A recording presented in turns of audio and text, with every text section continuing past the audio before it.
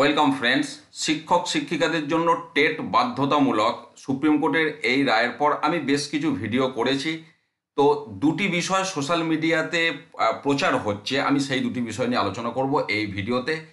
একটি হচ্ছে ওই রায়ের বিরুদ্ধে নাকি রিভিউ পিটিশন দাখিল হয়েছে, আর দ্বিতীয়ত এনসিটি নাকি একটা সুপ্রিম কোর্টে হলফনামা জমা দিয়েছে যে 2010 সালের আগের যারা শিক্ষক শিক্ষিকা তাদের টেট দেওয়ার প্রয়োজন নেই।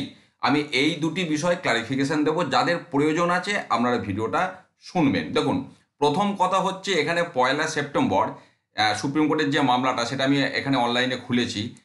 1 সেপ্টেম্বর জাজমেন্ট হয়েছে, তারপরে একটা 16 তারিখ ডেট ছিল, সেটা চেঞ্জ হয়ে আবার 19 সেপ্টেম্বর 2025 একটা ডেট সামনে রয়েছে। অনেকে বলছেন নাকি রিভিউ পিটিশন এই 19 তারিখে রিভিউ পিটিশনের বিষয়টা রয়েছে। প্রথম কথা হচ্ছে রিভিউ পিটিশন হলে সেটা এই মামলার সাথে অ্যাটাচ হবে না, সেটা একটা সেপারেট মামলা হবে, তার সেপারেট ডায়েরি নাম্বার থাকবে, ডেট আসবে। কিন্তু আমরা দেখতে পাচ্ছি এই মামলার জাজমেন্ট হবার পর একটা ডেট এসেছে। অত্যন্ত দুঃখের বিষয় হলো, আমি একটি উদাহরণ টানবো, সেটা হচ্ছে এসএসসি 2016 মামলা যখন 1 এপ্রিল জাজমেন্ট পাস হয়েছিল, তারপরেই দেখবেন তলাতে এখানে একটা 8ই এপ্রিল ডেট ছিল। যে ডেটটা দেওয়া হয়েছিল যে কলকাতা হাইকোর্ট যে মন্ত্রিসভার বিরুদ্ধে সিবিআই ইন্টারোগেশনের একটা অর্ডার দিয়েছিল, সেই শুনানিটা ছিল। তারপর সেটাকে ডিসমিস করে দেওয়া হয় আর কলকাতার হাইকোর্টের রায়কে বানচাল করে দেওয়া হয়, বাতিল করা হয়। কাজে এখানেও কিন্তু সেই বিষয়টাই রয়েছে। এখানে দেখুন পরিষ্কার লেখা আছে, before the honourable the chief justice of India for appropriate direction in terms of the signed reportable judgement.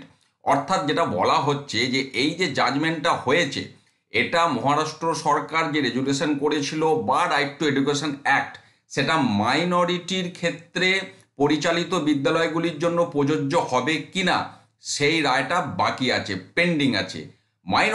Minority ছাড়া বাকিদের ক্ষেত্রে রায়টা 1 সেপ্টেম্বর দেওয়া হয়েছে, যেটা ফাইনাল জাজমেন্ট।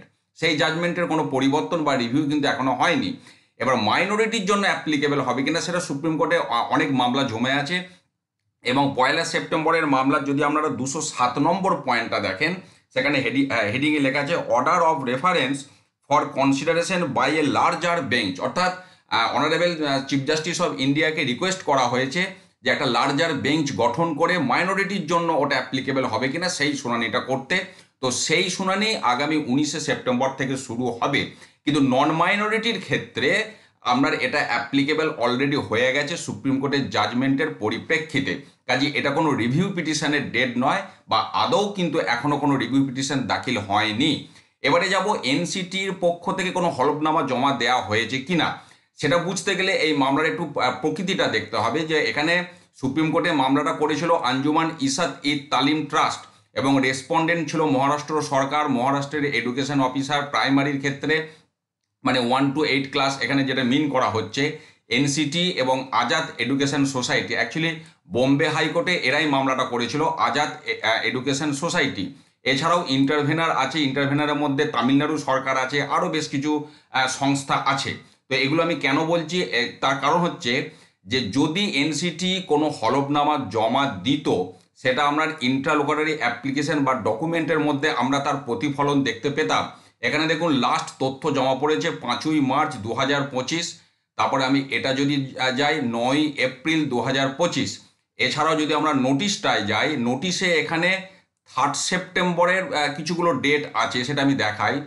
দেখুন এই যে 3 সেপ্টেম্বরের ডেট, এখানে লেটার ফর সার্টিফাইড কপি, অর্থাৎ ওই যে 1 সেপ্টেম্বর জাজমেন্টটা হয়েছে সেটাকে সার্ভ করা হয়েছে বিভিন্ন জোনাকে 3 সেপ্টেম্বরের ডেটে। তো এই বিভিন্ন জোনাটাকে এই যে সঞ্জয় কুমার, ইনি হচ্ছেন ইন্টারভেনারের আপনার এওআর, অর্থাৎ আপনার আইনজীবী সোজা কথায়। রাহুল যোশী হচ্ছে রেসপন্ডেন্ট আজাদ এডুকেশন সোসাইটির, ইনি আইনজীবী। শালিনী হচ্ছেন আপনার রেসপন্ডেন্ট এনসিটির, তারপর রেজিস্ট্রারকে দেওয়া হয়েছে।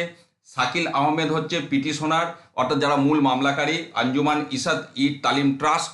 এবং আদিত্য অনিরুদ্ধ যিনি রয়েছেন, ইনি হচ্ছেন রেসপন্ডেন্ট মহারাষ্ট্র সরকার এবং এডুকেশন অফিসার প্রাইমারি। তো এনাদেরকে ওই কপি সার্ভ করা হয়েছে 3 সেপ্টেম্বর 2025 তারিখে।